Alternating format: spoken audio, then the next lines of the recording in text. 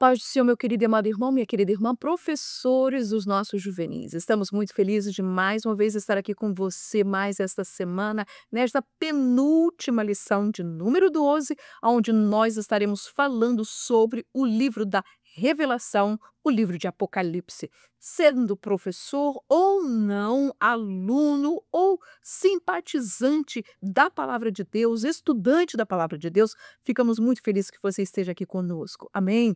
Olha, hoje nós estaremos falando deste precioso livro que muitas vezes as pessoas pensam e têm até aquele medozinho de poder ler o livro de Apocalipse, por não talvez compreendê-lo, por não entender muitas vezes os seus símbolos, porque o livro de Apocalipse está repleto de símbolos. E então nós vamos tecer alguns comentários. É claro, este estudo desta lição não vai ser para nós entendermos escatologia, não é? Que é o estudo das coisas futuras, mas nós iremos falar aqui a estrutura deste livro, que Apocalipse quer dizer revelar, ou seja, tirar o véu. E foi exatamente isso que Deus fez através do servo do Senhor, que escreveu, recebeu a visão deste livro, o apóstolo João. Amém? Portanto, se esta é a sua primeira vez aqui conosco, não esqueça de se inscrever no canal, de colocar aí as notificações, de enviar-nos uma mensagem, não é? E gostaria de saber como é que os seus alunos, não é, estiveram estudando e como foi o resultado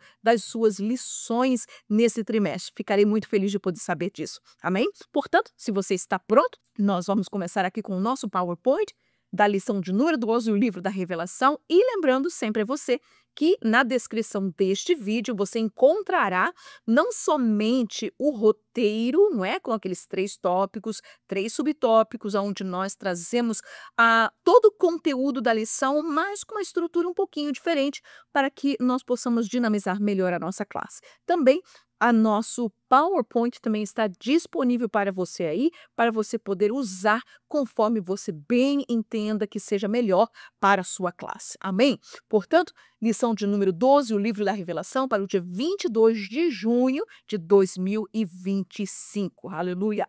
E nós temos o nosso texto áureo que diz: bem-aventurado aquele que lê e os que ouvem as palavras desta profecia e guardam as coisas que nela estão escritas, porque o tempo está próximo. Apocalipse 1 e 3. Olha aí, faça os seus alunos notarem 3 palavras importantes sobre este livro, neste texto áureo. Quem é feliz? Quem é bem-aventurado? Aquele que, em primeiro lugar, lê. Em segundo lugar, aqueles que ouvem as palavras dessa profecia. E, em terceiro lugar, aqueles que guardam as coisas que nela estão escritas. Então, portanto, o livro de Apocalipse, como toda a palavra de Deus, ele não é somente apenas para ser lido e esquecido, mas este livro e essas palavras devem ser lidas, ouvidas e devem ser guardadas no nosso coração. Amém? E praticadas, é claro. Muito bem. Sendo assim, a nossa leitura bíblica está no livro de Apocalipse, capítulo 1, do verso 1 ao verso 11, que fala daquela linda descrição de Jesus quando se apresenta ao apóstolo João. O nosso estudo hoje está dividido em 3 tópicos. O primeiro, a revelação do Apocalipse. Segundo, as cartas do Apocalipse. Lembrando que, apesar deste livro ser um livro profético, um livro de revelação, entretanto, este livro foi escrito e as cartas que nele foram escritas haviam um remetente, mas havia também um destinatário. E este destinatário eram as igrejas, os pastores daquelas 7 igrejas da Ásia. Portanto, nós estaremos tecendo um comentário sobre as cartas do Apocalipse e, finalmente, os eventos. Tem muita coisa na Bíblia Sagrada, no livro de Apocalipse, mas nós queremos ressaltar 3 grandes eventos do livro de Apocalipse. Amém? Então, o livro de Apocalipse, em primeiro lugar, nós sabemos que o autor deste livro foi o apóstolo João, que, antigo discípulo de Jesus, que se tornou este grande apóstolo, que se tornou pastor na igreja de Éfeso. Este homem que recebeu essa visão do livro de Apocalipse pela pessoa de Jesus a ele, quando ele estava ali preso, exilado na ilha de Patmos por ordem de um imperador chamado Domiciano. Este imperador, porque João recusou a adorá-lo ou a servir e adorar no culto imperial de oferecer incenso, oferecer sacrifícios ao imperador, e por isso, com esta recusa, tentaram o matar, mas tentaram o envenenar. Ele não morreu e simplesmente foi levado para esta ilha. E nós vamos ver que isto aconteceu mais ou menos entre o ano 90 ao 95, mas é claro que na data, não é, desta escrita deste livro, foi no ano 95. Nós vamos ver que o destinatário deste livro foi para as igrejas da Ásia, para quem Jesus também escreveu cartas diretamente para os seus pastores e para as igrejas que ali estavam. O propósito desse livro era o quê? E é o quê? É revelar o futuro. Como nós já dissemos, Apocalipse, a palavra quer dizer revelar, quer dizer tirar o véu, é mostrar para a pessoa. E então, o Apocalipse, para revelar o futuro, o livro ele é dividido em 3 tempos, e nós vamos ver isso logo. Em primeiro lugar, o primeiro tempo, que era o tempo passado. Capítulo 1 nos diz as coisas que tens visto, ou seja, tudo aquilo que ele viu, então ele deveria escrever. Em segundo lugar, era o tempo presente, as que são, que seria o capítulo 2 e o capítulo 3 de Apocalipse. E a terceira divisão, que é a maior deste livro de Apocalipse, é as coisas que depois destas hão de acontecer. Capítulo 4 até o capítulo 22. Amém? Muito bem. Se vocês olharem aí nesta foto, nós já temos mostrado ela, mas esta é uma fotografia que tiramos ali da ilha de Patmos, no topo de uma montanha ali daquela ilha que está junto no mar Egeu. Então, existe uma caverna, uma cova que eles chamam a caverna do apóstolo João, que, é claro, não podemos certificar que aquele ali foi o lugar aonde ele recebeu a revelação do Apocalipse, mas é uma maneira de manter uma tradição cristã, dizendo que foi ali, naquela ilha, aonde João recebeu o livro de Apocalipse. É uma ilha linda, não é? Que tem uma paisagem realmente maravilhosa. E nós vamos então, o nosso primeiro tópico fala sobre a revelação do Apocalipse. Primeiro subtópico, um livro de símbolos. E como nós dissemos, é por isso que muitas vezes as pessoas têm dificuldade em compreender o livro de Apocalipse, exatamente porque tem tantos símbolos, não é?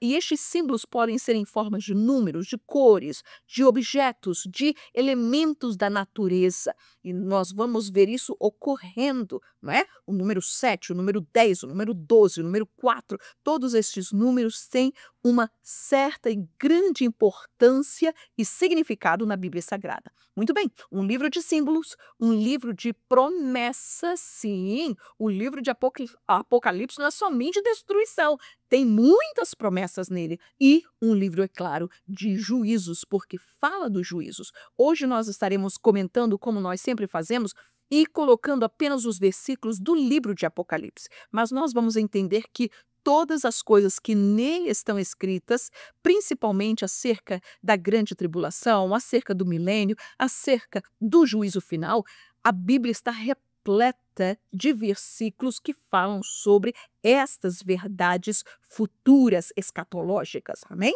O Apocalipse, um livro de símbolos. O que é que diz Apocalipse 1:20? Ele diz: o mistério das 7 estrelas que viste na minha destra e dos 7 castiçais de ouro. As 7 estrelas são os anjos das 7 igrejas, ou seja, os pastores. E os 7 castiçais que viste são as 7 igrejas. Portanto, quando João ele olha, que ele vê na sua visão, ele vê 7 estrelas, ele vê 7 castiçais, 7 menorás. E quando ele vê isso, Deus então dá a ele a interpretação desta visão também, dizendo para ele o significado destes símbolos, daquilo que ele está vendo. As estrelas são os pastores, os castiçais são as igrejas. Amém? 4 e 6. E havia diante do trono como um mar de vidro, semelhante ao cristal, e no meio do trono e ao redor do trono, 4 animais cheios de olhos por diante e por detrás. É claro que quando nós lemos algo desta maneira, nós vamos ficar espantados. Meu Deus, no céu, tem estes animais feios, essas coisas, cheio de olho. Que coisa é isso? Isso, ou seja, este é um livro simbólico, ou seja, que tem muitos símbolos que eles são e que precisam nós conhecermos o seu significado. Portanto, no céu não existe um mar de vidro, cristal, porque isso são coisas humanas. O céu é espiritual, mas quando Deus mostra para João a forma com que ele tem como transcrever o que ele está vendo são nessas formas, não é? Humanas, de coisas humanas, terrenas, para que nós possamos compreender a dimensão que está no céu. É claro que quando está falando de cheios de olhos, fala sobre esta autoridade, esta divindade de Deus, a sua presença que vê todas as coisas. Amém? Muito bem. E olhei, e eis que estava no meio do trono e dos 4 animais viventes, e entre os anciãos, um cordeiro, como havendo sido morto, e tinha 7 pontas e 7 olhos, que são os 7 Espíritos de Deus enviados a toda a terra. Portanto, você vai ver e você vai lembrar que o livro de Apocalipse está repleto de símbolos, e nós não podemos tomar estes símbolos de forma literal e tentar entender desta maneira. Amém? Somente para que nós possamos explicar aos nossos alunos, porque muitas vezes, como dissemos, as pessoas têm até medo de ler o livro de Apocalipse por não compreender estes símbolos que estão descritos na Bíblia Sagrada. Você viu quantas vezes o número 7 foi repetido? O número 7 fala de plenitude. O número 7 fala de perfeição de Deus. Outro aí, Apocalipse 6 e 4. E saiu outro cavalo vermelho, e ao que estava sentado sobre ele foi dado que tirasse a paz da terra e que se matassem uns aos outros, e foi-lhe dada uma grande espada. Olha aí, no capítulo 6 vai falar sobre 4 diferentes cavaleiros, que fala dos selos que estão se abrindo, trazendo destruição sobre a terra, e um cavalo era branco, o outro era vermelho, o outro era preto, o outro era amarelo, e cada um desses a Bíblia descreve dizendo o que eles representam. No caso, o cavalo vermelho estava ali para fazer o quê? Para poder tirar a paz da terra, para que as pessoas se matassem.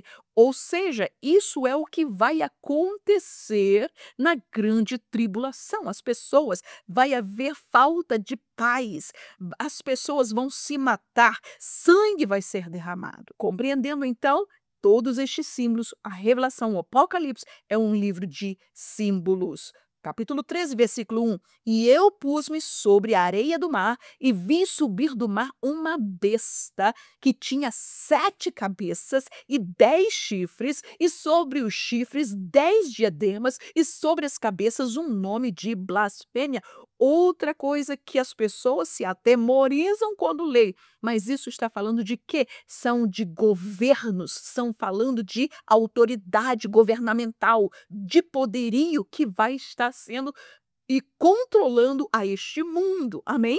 Não é um animal espantoso, literalmente. Amém, meus queridos? Muito bem. Mas o Apocalipse também é um livro de promessas, cheios de lindas promessas para cada um de nós. Vamos lá ver? Apocalipse 14, 13. Ouvi uma voz do céu que me dizia: escreve. Olha aí a promessa. Bem-aventurados os mortos que desde agora morrem no Senhor. Sim, diz o Espírito, para que descansem dos seus trabalhos e as suas obras os sigam. Aleluia. 21 e 4. E Deus limpará de seus olhos toda lágrima, e não haverá mais morte, nem pranto, nem clamor, nem dor, porque já as primeiras coisas são passadas. Oh, meus queridos, que gloriosa promessa! E não é isso que nós nos ficamos felizes? E quando nós pregamos, nós falamos isso para a igreja, para as pessoas. Olha, meus queridos, a gente pode chorar aqui na terra, mas quando nós chegarmos no céu, não vai haver choro, não vai haver pranto, não vai haver morte, separação. Oh, aleluia! Por quê? Porque isto é o céu, isso é o que nos espera, e esta é a promessa para nós. Aleluia! Olha aí, 22:3, e ali nunca mais haverá maldição contra alguém, e nela estará o trono de Deus e do Cordeiro, e os seus servos o servirão, e ali não haverá mais noite, não necessitarão de lâmpada, nem de luz, de sol, porque o Senhor Deus os alumia, e reinarão para todo sempre. O Senhor será a lâmpada, aleluia, para as nossas vidas. E eis, olha aí a promessa, que cedo venho e o meu galardão está comigo para dar a cada um segundo a sua obra. Oh, meus queridos, eu me lembro desta palavra e deste ensinamento desde quando eu era muito pequenininha na minha vida. Quando eu estava ainda na escola dominical das crianças, eu devia ter uns 6, 7 anos, aleluia. Eu me lembro que a minha professora, tia Ana Pedrosa, lá na igreja de São Cristóvão, ou como ela dizia isso, olha, todo o trabalho que você fizer, Jesus vai colocar uma pedrinha na sua coroa, ou seja, o nosso galardão. Que coisa maravilhosa, nós crescemos com esta verdade, nós sabemos, segundo a Bíblia, que realmente o Senhor, ele vai nos trazer recompensa, vai nos trazer galardão por aquilo que nós fazemos para ele. 22:14, bem-aventurados aqueles que lavam as suas vestiduras no sangue do Cordeiro, para que tenham direito à árvore da vida e possam entrar na cidade pelas portas. Aleluia! Olha aí, mas a revelação do Apocalipse também é um livro de juízos. E olha, meus queridos, o que está escrito verdadeiramente vai acontecer. Muitos estão aí debatendo, ou se a igreja vai passar, se vai ficar, se vai no meio, se vai depois, se vai antes. Olha, nós, como crentes assembleianos, né? Eu creio, pela palavra de Deus, que a igreja do Senhor Jesus, ela não está destinada para a ira, não está destinada a passar pela grande tribulação.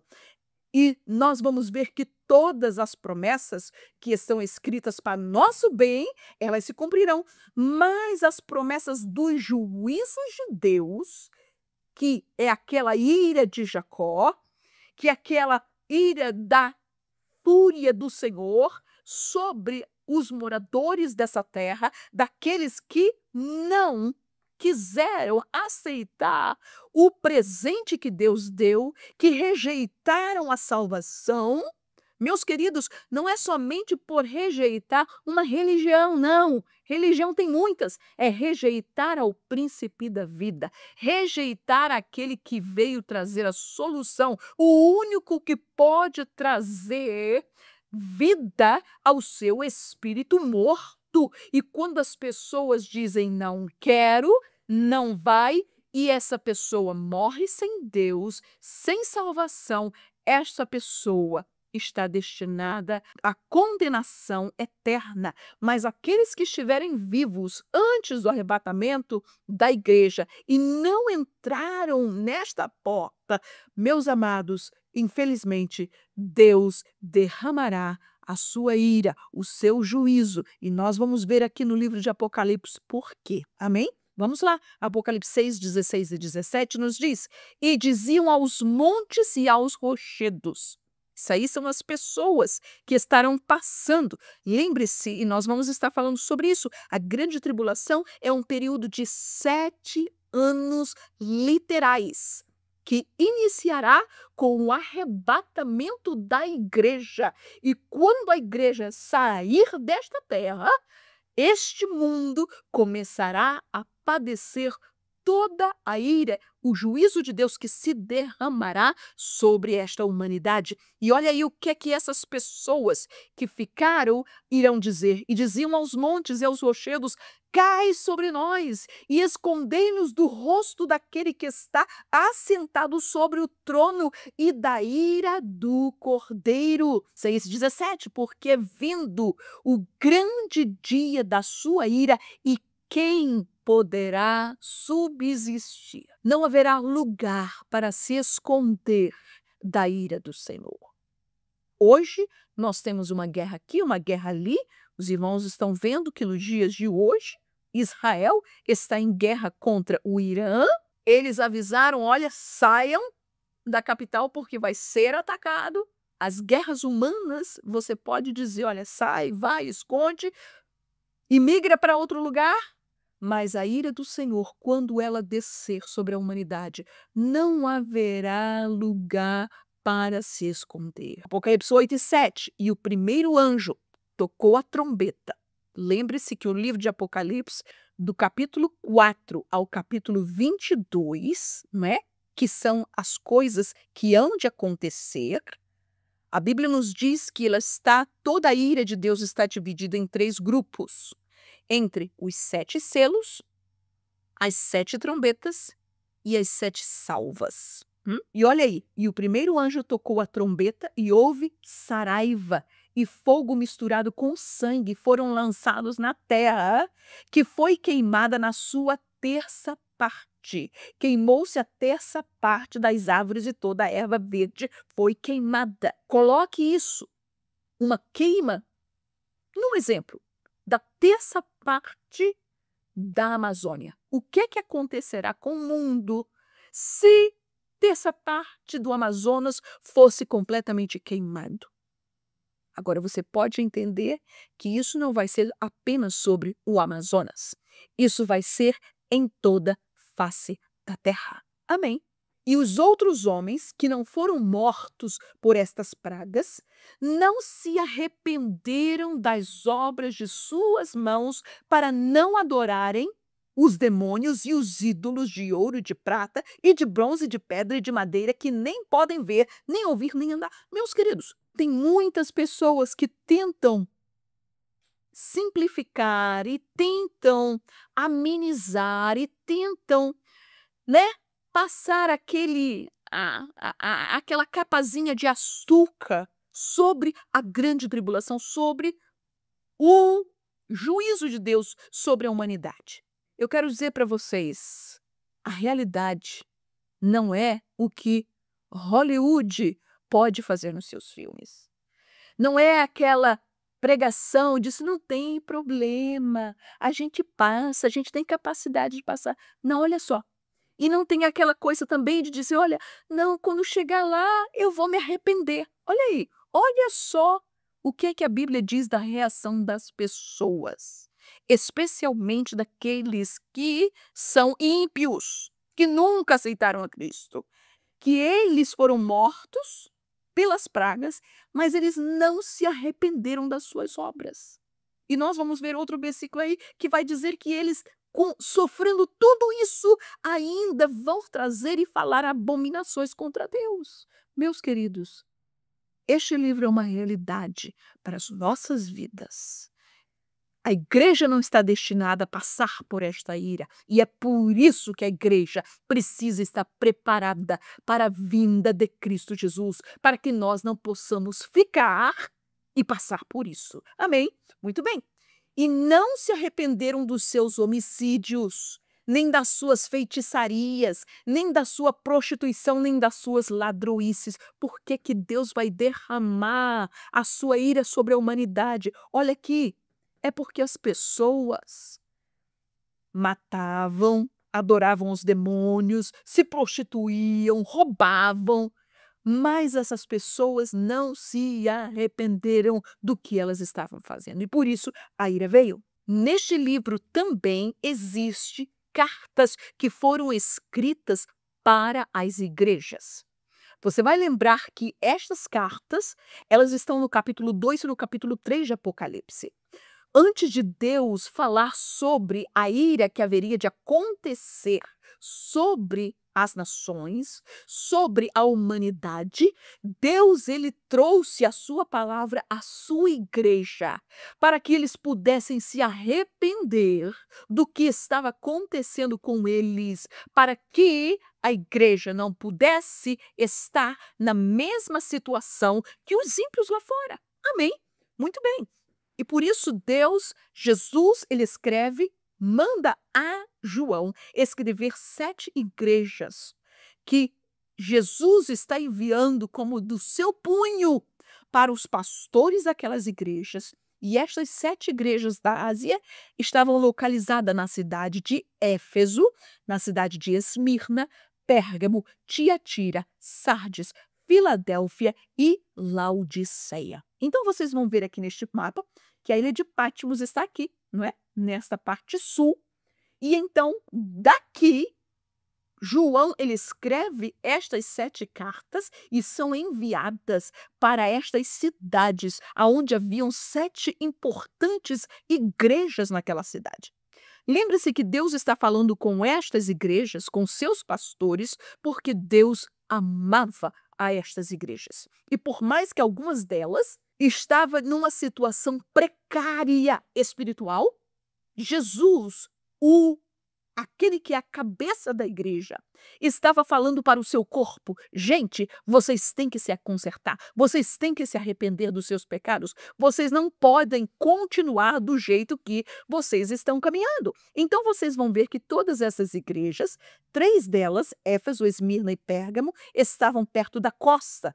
Éfeso e Esmirna eram cidades portuárias, não é? E então elas faziam um percurso quase que uma roda, né? Um ciclo, um meio círculo da localização dessas cidades. Eram próximas, não é? E então João, desde a ilha de Patmos, onde ele recebe a visão, ele recebe essas cartas da parte do Senhor, escreve-as e envia para cada uma delas. Nós tivemos o privilégio em 2015 de poder estar ali na Turquia e na Grécia e poder visitar cada uma dessas cidades, aonde o meu coração realmente ficou quebrantado de poder não somente ver aonde a história aconteceu, mas de entender que naqueles lugares que hoje, não é, todos esses lugares, Turquia, que era chamada antigamente de Ásia Menor, um local tão próspero do evangelho, hoje é dominado pelo islamismo. Entretanto, meus queridos, a palavra de Deus, ela não volta atrás. E o que Deus falou para estas 7 igrejas, ele fala para a igreja do dia de hoje também.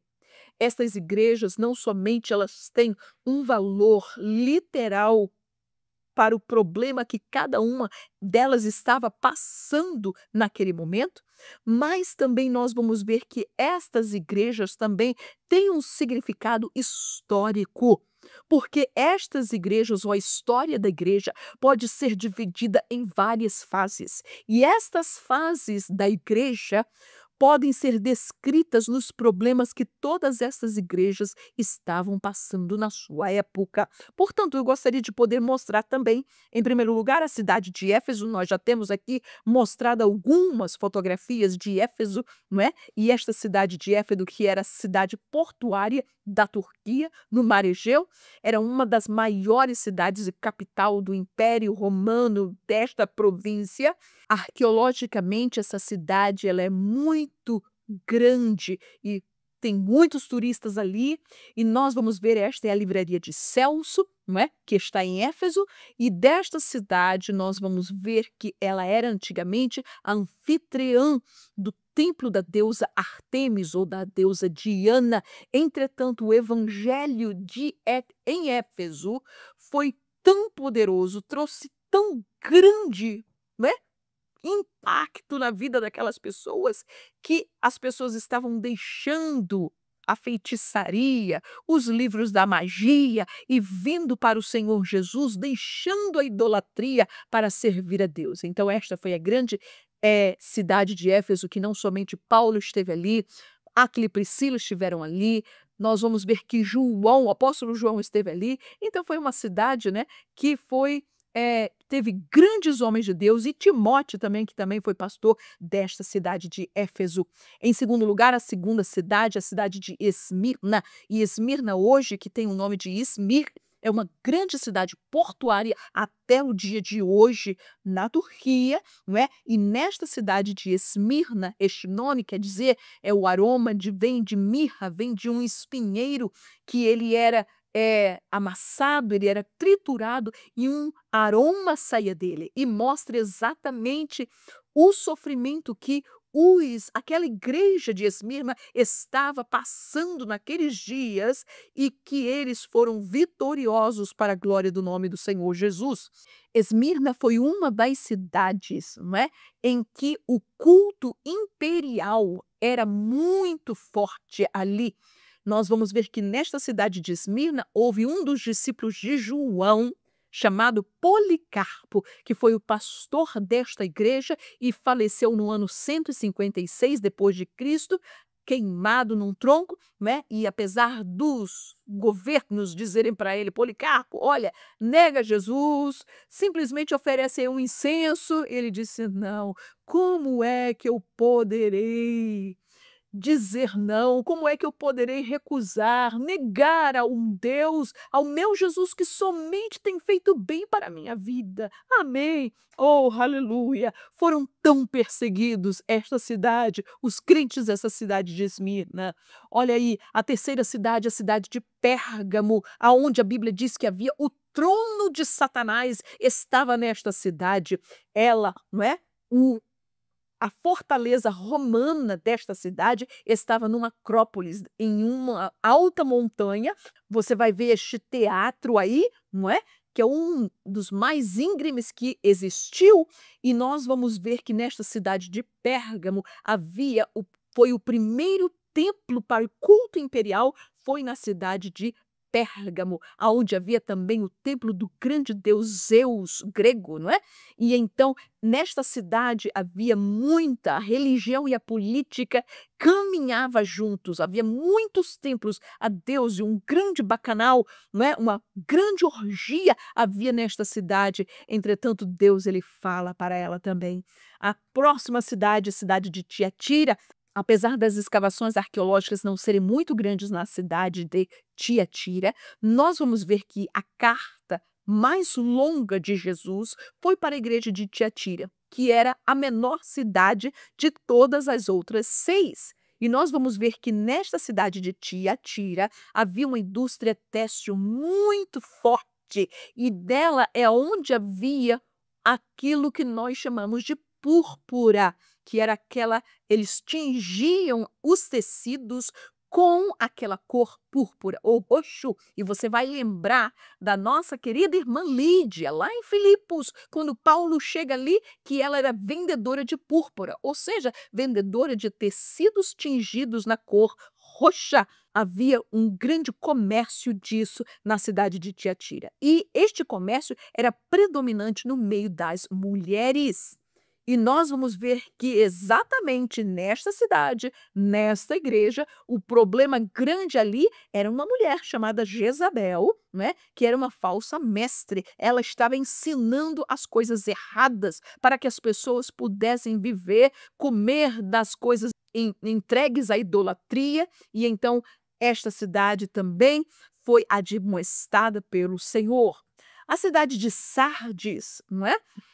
Que tinha sido capital antigamente do grande domínio do Império Persa.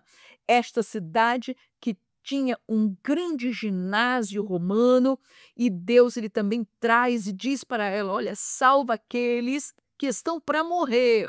Então nós vamos ver esta outra cidade, não é? A quinta cidade da igrejas da Ásia, que se chamava Sardis.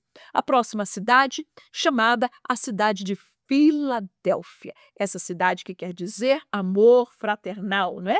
Filos, Delphi. Então, nós vamos ver que nesta cidade, esta foto você está vendo do Acrópolis de Filadélfia, mas a cidade estava mais embaixo. A igreja de Filadélfia e a igreja de Esmirna são as únicas 2 igrejas que não recebem e não têm uma repreensão a ser dada pelo Senhor para ela. Todas as demais receberam uma repreensão. E a última cidade, a sétima cidade, é a cidade de Laodiceia, que foi a cidade mais admoestada pelo Senhor. E por que que ele admoestou? Porque Deus amava essa igreja e que havia nela pessoas que precisavam ouvir a palavra da verdade para se arrependerem. E Jesus disse para ela: porque tu não és frio nem quente, então vomitar-te-ei da minha boca. Mas ele diz: arrepende-te. Amém? Para que eles pudessem ser trazidos de volta ao caminho. Aleluia. Muito bem. A estrutura dessas cartas feitas a essas 7 igrejas, havia nelas 7 partes, e todas elas têm a mesma estrutura. Então você vai ver aí o número 7 se repetindo. A primeira era a comissão. Para quem estava sendo enviada esta carta? Ao anjo da igreja, ao pastor da igreja. Segundo lugar, o caráter desta carta. Isto diz aquele que, ou seja, Jesus, ele se apresenta de uma maneira diferente para cada igreja. E, meus queridos, isso é muito importante nós lembrarmos. Por quê? Porque muitas vezes as pessoas podem até dizer: olha, toda igreja é igual, toda igreja é farinha do mesmo saco. Olha, não, de maneira alguma. Todas as igrejas são diferentes. A minha igreja é diferente da sua, a sua é diferente da do seu irmão. Por quê? E Deus trata com cada uma de maneira diferente. Porque todas as igrejas têm coisas boas, todas as igrejas precisam muitas vezes de receber um puxãozinho de orelha do Senhor, toda igreja pode estar se resbalando em alguma coisa, mas Deus, ele tem um cuidado, Jesus, ele tem um cuidado da sua igreja. Muito bem, nós vamos ver que todas essas cartas tinham um elogio. Ele começava: eu sei as tuas obras, e ele dizia o que eram as obras daquela igreja, que estás sofrendo, não podia sofrer, que estás guardando o amor pelo Senhor, que estás defendendo a fé, não é? Então ele mostra o elogio. Em quarto lugar, ele mostra a condenação. Tenho contra ti. E Deus falava o que é que ele tinha em contra daquela igreja. Éfeso, por exemplo, porque eles tinham perdido o primeiro amor. Amém? A quinta parte da estrutura dessas cartas era a correção. Deus sempre dizia para eles o que é que eles deveriam fazer. E ele diz: arrepende-te, pratica as primeiras obras. Amém? Sexta parte da estrutura da carta era uma chamada. Ele dizia para todas elas: quem tem ouvidos, ouça o que o Espírito diz às igrejas. E em sétimo lugar, o desafio, a promessa que Deus dava: ao que vencer, alguma coisa iria acontecer. Amém? Muito bem, meus queridos. Vamos então passar as cartas do Apocalipse. Nós vamos ver que havia o reconhecimento das obras delas. Havia uma advertência aos erros desta igreja e havia promessas àqueles que venceriam. O reconhecimento das obras. Vamos lá ver. Eu sei as tuas obras e o teu trabalho e a tua paciência, e que não podes sofrer os maus, e puseste à prova os que dizem ser apóstolos e não são, e tu os achaste mentirosos. Esta foi para a igreja de Éfeso. Amém? Olha aí. E sofreste, tens paciência e trabalhaste pelo meu nome e não te cansaste. Éfeso era uma igreja que trabalhava, irmãos, e estava ali disposta. Mas olha aí, eu sei as tuas obras e tribulação, isto foi para a igreja de Esmirna, e pobreza, mas tu és rico. Ou seja, a igreja de Esmirna era uma igreja financeiramente, humanamente pobre, mas Jesus estava dizendo para ela: mas eu sei que tu és rica, rica em outras coisas, não é? E a blasfêmia dos que se dizem judeus e não são, mas são a sinagoga de Satanás. Olha como é que Jesus está chamando os judeus daquela cidade, que eles eram sinagoga de Satanás. Muito bem. 2,13. Eu sei as tuas obras e onde habitas, que é onde está o trono de Satanás. Isto é para a igreja de Pérgamo. E retens o meu nome, e não negaste a minha fé, ainda nos dias de Antipas, minha fiel testemunha, o qual foi morto entre vós, onde Satanás habita. Aleluia. Apocalipse 3:8. Eu sei as suas obras, eis que diante de ti pus uma porta aberta e ninguém a pode fechar. Tendo pouca força, guardaste a minha palavra e não negaste o meu nome. Esta foi para a igreja de Filadélfia. Amém? Então nós vamos ver que toda carta, Jesus trazia um reconhecimento das obras daquela igreja. Mas também ele traz as advertências ao erro delas. Vamos lá ver. Tenho, porém, contra ti que deixaste o teu primeiro amor. Isto foi para Éfeso. Olha aí, mais umas poucas coisas tenho contra ti, porque tens lá os que seguem a doutrina de Balaão, o qual ensinava Balaque a lançar tropeços diante dos filhos de Israel, para que comessem dos sacrifícios de idolatria e se prostituíssem. Muito bem. Arrepende-te, pois quando não, em breve virei a ti contra eles, batalharei contra a espada da minha boca. Apocalipse 3:3. Lembra-te, pois, do que tens recebido e ouvido, e guarda-o, e arrepende-te. E se não vigiares, virei sobre ti como ladrão, e não saberás a que hora sobre ti virei. Aleluia. 3:15. Eu sei as tuas obras. Olha aí para a igreja de Laodiceia, que nem és frio, nem quente, tomara que foras frio ou quente. Assim, porque és morno e não és frio nem quente, vomitar-te-ei da minha boca. Esta foi a palavra muito severa de Deus para a igreja de Laodiceia. Mas olha aí, Deus também traz promessas àqueles que vencerem. E até a igreja de Laodiceia recebe promessa também, meus queridos. Olha aí, vamos ver. Quem tem ouvidos, ouça o que o Espírito diz às igrejas. Ao que vencer, dar-lhe-ei a comer da árvore da vida que está no meio do paraíso de Deus. Quem tem ouvidos, ouça o que o Espírito diz às igrejas. O que vencer não receberá o dano da segunda morte. Mas também tens em Sardes algumas pessoas que não contaminaram suas vestes e comigo andarão de branco, porquanto são dignas disso.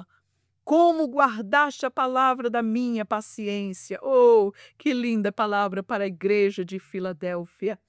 Também eu te guardarei da hora da tentação que há de vir sobre todo o mundo para tentar os que habitam na terra. Ao que vencer, lhe concederei que se assente comigo no meu trono, assim como eu venci e me assentei com meu Pai no seu trono. Aleluia. Meus queridos, mas finalmente, quais foram e quais são os eventos principais? Nós vamos aqui somente tecer os eventos principais, amém? Do livro de Apocalipse. Em primeiro lugar, a grande tribulação. Segundo, o milênio, os 1000 anos de paz, aonde Jesus estará reinando. E terceiro, o juízo final, o trono branco. Amém?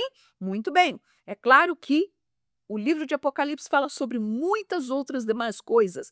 Fala sobre a grande vitória que Jesus trará sobre o inimigo, sobre o anticristo e tantas outras coisas mais, mas nós podemos resumir todos esses eventos em na grande tribulação, no milênio e no juízo final. Amém? Muito bem. Aqui vocês terão um mapazinho da dispensação ministerial de Cristo, né? Onde mostra o nascimento de Jesus, o batismo de Jesus, sua morte e ressurreição. Mas nessa segunda metade, onde fala graça, ok? É onde eu quero me deter aí. Por quê? Porque muitas vezes, por não sabermos esta linha de tempo do livro de Apocalipse, podemos ficar um pouco confundidos. E então nós queremos esclarecer para nós, amém? Nós vamos lembrar que quando Jesus ele ascendeu aos céus, Jesus ascendeu e ele está fazendo agora o papel de sacerdote diante de Deus, intercedendo por nós. Jesus ele está no seu trono, e Jesus um dia ele virá buscar a sua igreja. Nós não sabemos o dia, a hora, o momento, não é? Mas nós sabemos que ele virá. Apenas ele diz que nós devemos estar atentos aos sinais dos tempos para que nós possamos estar a cada dia preparados, não é? Ele disse: "Olha, a vinda de Jesus será como ladrão".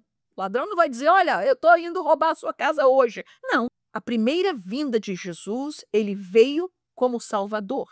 Ele veio encarnado, ele veio em forma humana. Entretanto, a segunda vinda de Jesus, ele virá e nenhum olho o verá. Esta segunda vinda de Jesus, ela tem e ela pode ser dividida em duas partes. Esta primeira que ele virá para a igreja, aonde ele não descerá, ele não tocará seus pés aqui na terra, mas nós o encontraremos nas nuvens. Quando a trombeta tocar, a igreja, não é?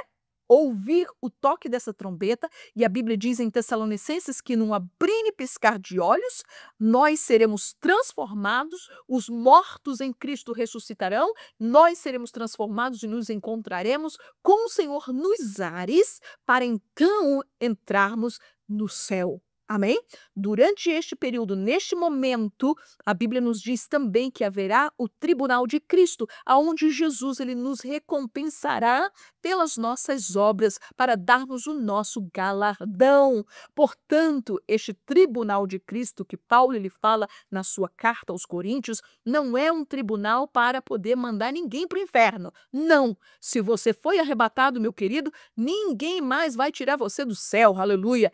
Então, mas o tribunal de Cristo é para julgar as nossas obras, aquilo que nós fizemos. Se o que você fez para o Senhor foi de todo o coração, quando Jesus olhar para você, toda a sua obra permanecerá. Mas aquilo que foi feito por obrigação, que não foi feito de coração, aquilo ali, ó, some diante dos olhos como chama de fogo do Senhor, e você vai receber o seu galardão justo do que realmente você fez de coração para o Senhor. Amém?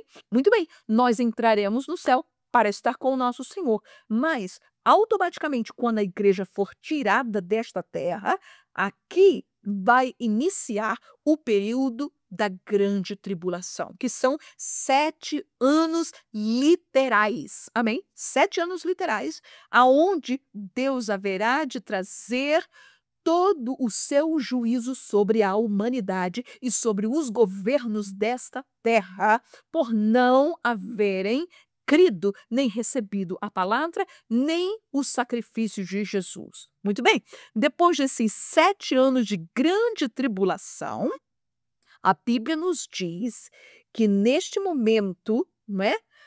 Não somente estará os ímpios, mas estará Israel também está aqui.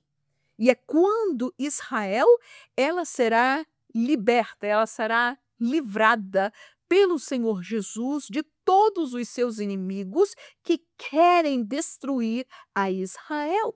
E nós vamos ver na Bíblia Sagrada que aonde a segunda fase da segunda vinda de Jesus acontecerá.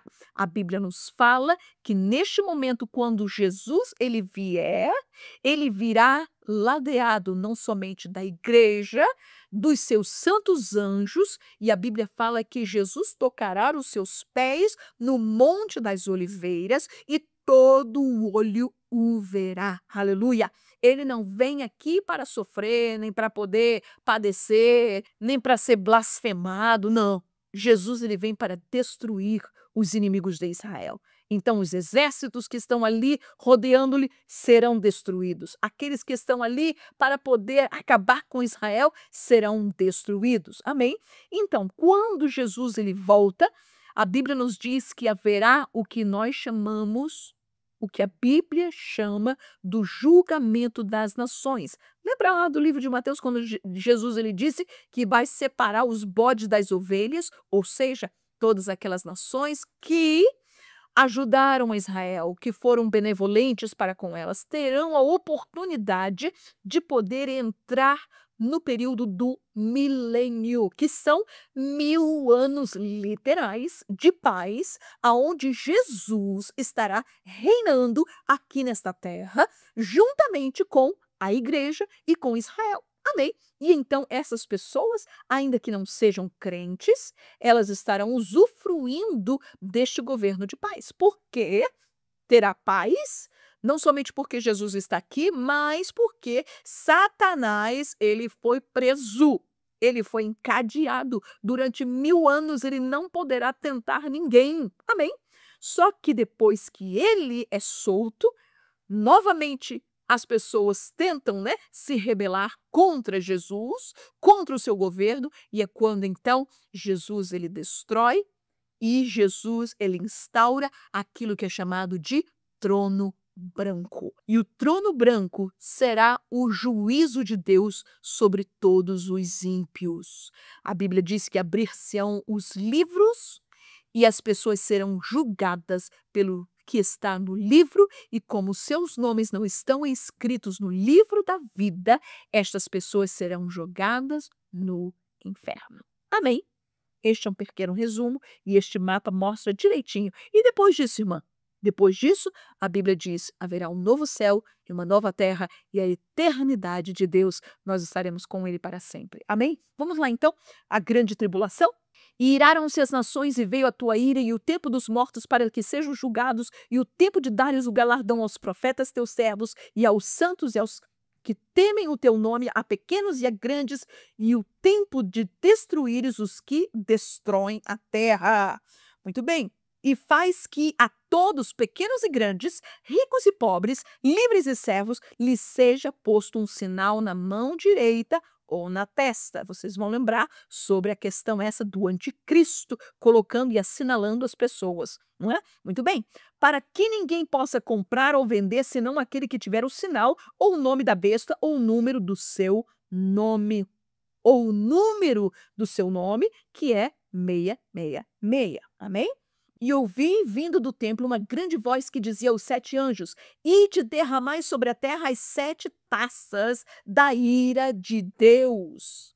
Muito bem. E foi o primeiro e derramou a sua taça sobre a terra, e fez-se uma chaga má e maligna nos homens que tinham o sinal da besta e que adoravam a sua imagem. Nós vamos ver que nos capítulos anteriores, nós vamos ver a ira de Deus sendo derramada sobre a natureza, sobre a terra. Agora, a partir do capítulo 16, a ira de Deus começa a ser lançada diretamente sobre o homem, sobre o trono do anticristo e sobre todos aqueles que o adoraram. E o quinto anjo derramou a sua taça sobre o trono da besta, e o seu reino se fez tenebroso, e os homens mordiam a língua de dor. Aleluia! E por causa das suas dores e por causa das suas chagas, blasfemaram do Deus do céu e não se arrependeram das suas obras. Olha aí, meus queridos, que maravilhoso ensino da palavra de Deus. As pessoas, quando estiverem padecendo a ira de Deus, não vão estar lá: ai, Deus, tem misericórdia de mim. Não. Olha aí o que a Bíblia diz: blasfemaram do Deus do céu e não se arrependeram das suas obras. Isso não é passado, isso vai acontecer. Isso é futuro, ainda vai acontecer, mas João já estava vendo o que haveria de acontecer no futuro. Amém? Muito bem. E a besta foi presa, e com ela o falso profeta, que diante dela fizeram os sinais com que enganou os que receberam o sinal da besta e adoraram a sua imagem. Estes dois foram lançados vivos no ardente lago de fogo e de enxofre. E nós vamos lembrar também, mais uma vez, quando nós falamos de dragão, quando falamos de besta, do falso profeta, nós não estamos falando de um animal, nós estamos falando de pessoas. Amém? Haverá pessoas que estarão na liderança política, na liderança da religião, durante o tempo da grande tribulação. E a estes, não é? A Bíblia fala de besta, chama de falso profeta. Então, nós vamos ver, para que nós não possamos confundir e os nossos alunos não fiquem, não é, sem saber do que é que nós estamos falando. Muito bem. O segundo evento importante é o milênio. Os 1000 anos de paz literais, aonde Jesus estará aqui, não é? Trazendo e governando, reinando sobre este mundo. Jesus ele veio como Salvador, como profeta. Jesus hoje ele é o sacerdote, mas haverá de haver o dia em que ele será rei. Amém? Muito bem. Apocalipse 21. E vi descer do céu um anjo que tinha a chave do abismo e uma grande cadeia na sua mão. Ele prendeu o dragão, a antiga serpente, que é o diabo, Satanás, e amarrou-o por 1000 anos. Amém? Não precisou um exército. Apenas um anjo foi lá e prendeu a Satanás. Vamos lá. E lançou-o no abismo, e ali o encerrou, e pôs selo sobre ele, para que mais não engane as nações, até que os 1000 anos se acabem. E depois importa que seja solto por um pouco de tempo. Bem-aventurado e santo aquele que tem parte na primeira ressurreição. Sobre estes não tem poder a segunda morte, mas serão sacerdotes de Deus, de Cristo, e reinarão com ele 1000 anos. Meus queridos, nós queremos fazer parte da primeira ressurreição. Queremos fazer parte do arrebatamento da igreja, aleluia. Queremos estar prontos, não somente para a vinda de Jesus, mas se nós morrermos hoje, temos que estar prontos. Para quê? Porque a nós dará a reinar com Cristo por 1000 anos também. Muito bem. E acabando-se os 1000 anos, olha aí, Satanás será solto da sua